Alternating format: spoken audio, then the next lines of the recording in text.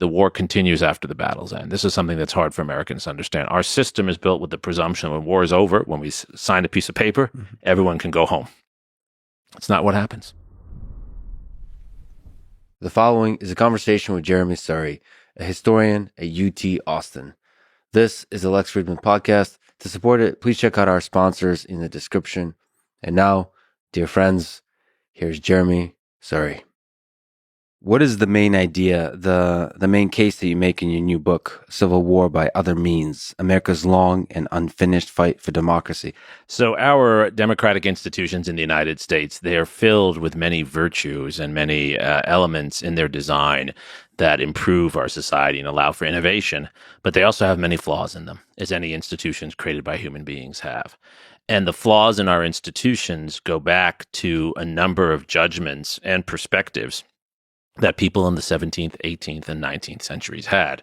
And those flaws have been built into our institutions, and they continue to hinder innovation and growth in our society. Three of the flaws that I emphasize in this book are flaws of exclusion, the ways our institutions exclude people, not just African Americans, many different groups. The ways our institutions also give power to certain people who have position, rather than skill or intelligence or quality. And third, and most of all, the ways our institutions embed certain myths in our society, myths that prevent us from gaining the knowledge we need to improve our world. In all of these ways, our democracy is hindered by the false reverence for institutions that actually need to be reformed, just as we need to highlight the good elements of them. That's really what my book is about. And the myth, the false reverence, what are we talking about there? So there's a way in which we believe that if we love our country, it's somehow wrong to criticize our institutions. I believe if you love your country, you want to encourage your institutions to get better and better. I love my university where I work, but I want it to be better. We have many flaws. I love my family, but I'm constantly telling family members how they can be better. That's what true knowledge leadership is about, not just cheerleading. What's the counterpoint to that? Because the other extreme is a deep, all-encompassing cynicism towards institutions. So for me, I like the idea of loving America, which seems to be sometimes a politicized statement these days, that you believe in the ideals of this country. That seems to be either a naive or a political statement, the way it's interpreted. So the flip side of that, having a healthy skepticism of institutions is good, but having a complete paralyzing cynicism seems to be bad. Absolutely. Both are ahistorical positions. What I try to do as a historian is work in between those spaces. The virtue is in the middle ground, for better or for worse. And what we have to recognize is that our institutions are necessary. There's a reason government exists. There's a reason our union was created. That's what Abraham Lincoln was heroically fighting for.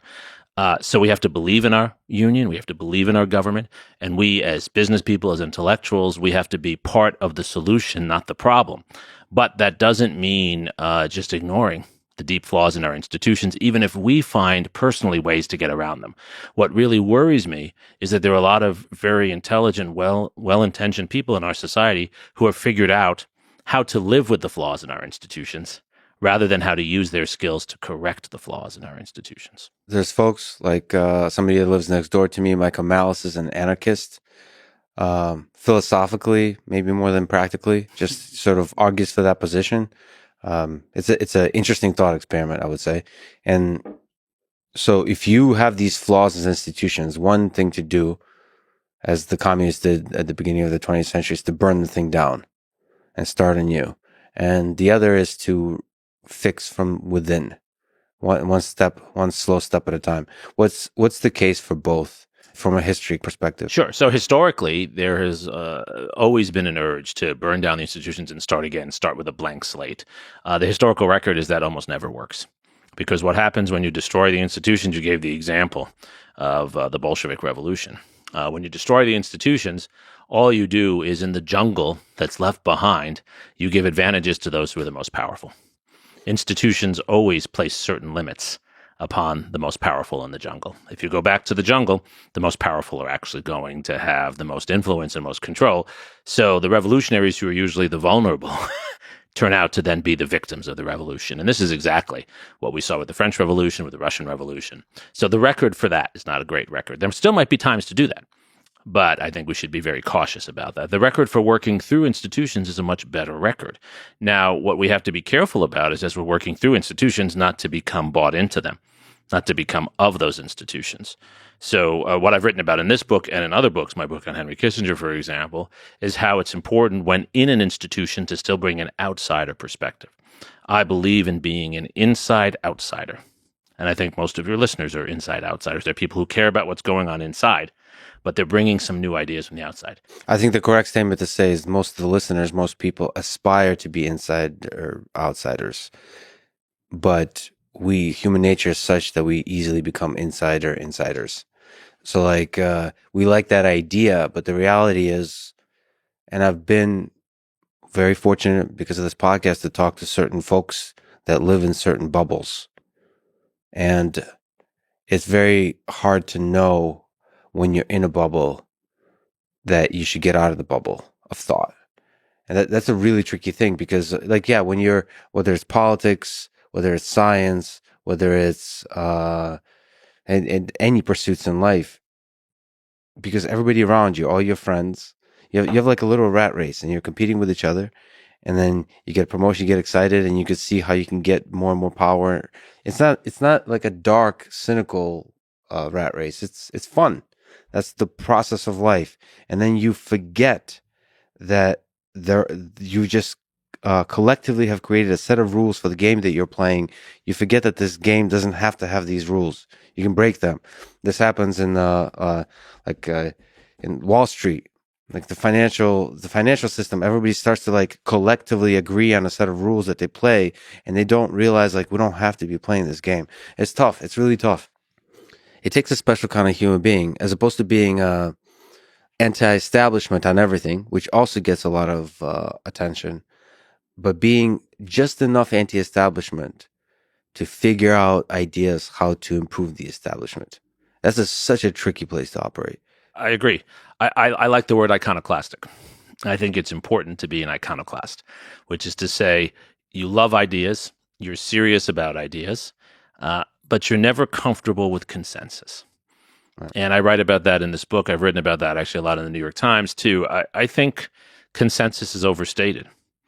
As someone who's half Jewish and half Hindu, I don't want to live in a society where everyone agrees, because my guess is they're going to come after people like me. I want to live in a society that's pluralistic. This is what Abraham Lincoln was really fighting for in the Civil War. It's what the Civil War is really about, and what my book's about, which is that we need a society where institutions encourage, as you say, different modes of thought and respect different modes of thought and work through disagreement. So a society should not be a society where everyone agrees. A democratic society should be a society where people disagree but can still work together. That's the Lincoln vision.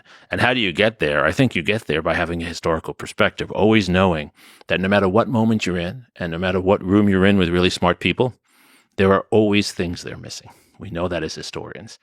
No one is clairvoyant, and the iconoclast is looking for the things that have been forgotten, the silences in the room.